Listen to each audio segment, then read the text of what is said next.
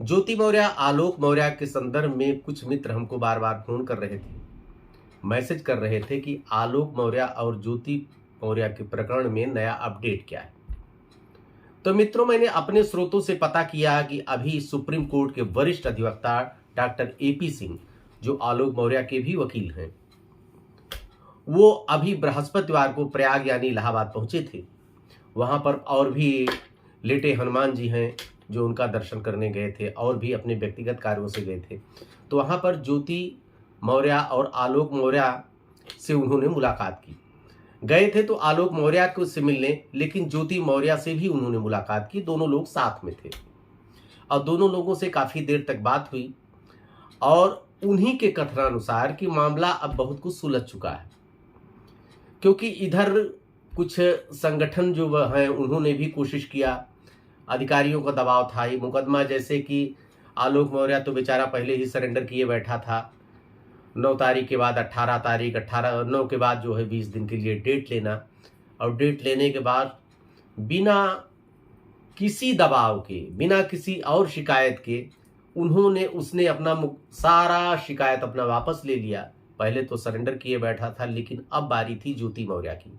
जैसा कि अंदेशा लगाया जा रहा था कि जो निर्णय आलोक ने लिया है, क्या इस तरह का निर्णय ज्योति मौर्य भी लेगी।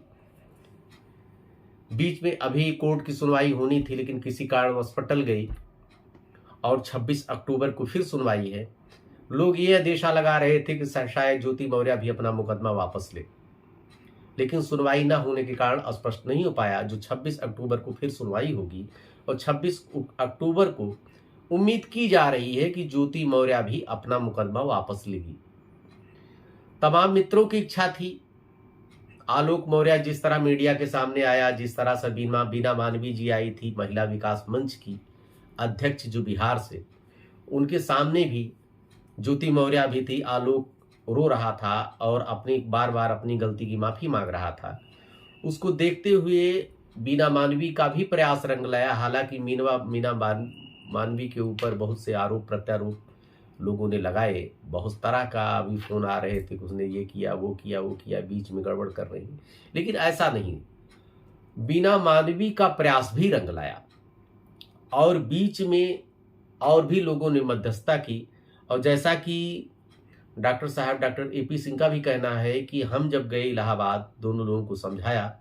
अभी तक तो एक चीज निकल के सामने आई, डॉक्टर साहब खाली ज्योति मौर्य को ही दोषी मान रहे थे। वो कह रहे थे कि आलोक मौर्य का इसमें कहीं कोई गलती नहीं है। वो उनका ये भी कहना था कि पुरुष आयोग बनना चाहिए, पुरुष हेल्पलाइन बनना चाहिए। महिलाओं के लिए कितनी सुविधा दी गई, महिलाओं की बात हर फोरम पे सुनी जाती है, लेकिन पुरुषों की बात सुनी नहीं जाती है। बार बार ये कह रहे थे, लेकिन अब की बार डॉक्टर एपी सिंह भी थोड़ा बदले नजर आए। उनका ये कहना है कि केवल आलोक मौर्य मतलब ज्योति मौर्य की ही गलती नहीं है, आलोक मौर्य की भी कुछ कमियां हैं। कमियां दोनों तरफ से होती है। और उनका ये भी कहना है कि मियाँ बीवी में रार तभी शुरू होती है जब तीसरे आदमी का प्रवेश होता है। तीसरे आदमी के प्रवेश से मतलब था उनका मनीष दुबे को लेकर था, डिप्टी कमांडेंट। उनका कहना है कि डिप्टी कमांडेंट मनीष दुबे जब ज्योति से दूर हुआ, उसके बाद दोनों के बीच में स्थितियां अपने आप नॉर्मल होना शुरू हुई और अब बहुत हद तक नॉर्मल हो गई है। यहाँ तक ज्योति मौर्य और आलोक मौर्य का डॉक्टर एपी सिंह साहब से एक साथ मिलना इस बात का द्योतक है, कह सकते हैं कि अब दोनों के बीच में स्थिति सामान्य हो गई है। बच्चों को लेकर बहुत कुछ समझौते करने पड़ते हैं ना चाहते हुए भी, क्योंकि बाद में बच्चियों की जैसे एक जुड़वा बच्चियां हैं उनकी आगे शादी विवाह करना है, आगे उनको भी समाज को फेस करना है। ये सब देखते हुए दोनों पति पत्नी ने अपनी ही की हुई गलतियों का पश्चाताप किया और पुनः वापस आ गए। अब लौट चले। इस तरह से नई अपडेट यही है मित्रों कि ज्योति मौर्य आलोक मौर्य लगभग एक हो चुके हैं। जो भी गिला शिकवा शिकायत है उनका दूर हो चुका है और 26 अक्टूबर को जो डेट लगी है उसी डेट में स्पष्ट हो जाएगा, जैसा कि आदेशा जताया जा रहा है कि ज्योति मौर्य अपना मुकदमा वापस लेंगी और सब उनके बीच में फिर नॉर्मल हो जाएगा। अच्छी तरह से पति पत्नी का जीवन फिर वो व्यतीत करेंगे। ढेर सारी शुभकामनाएं। देखते रहिए अयोध्या दर्पण। धन्यवाद आपको।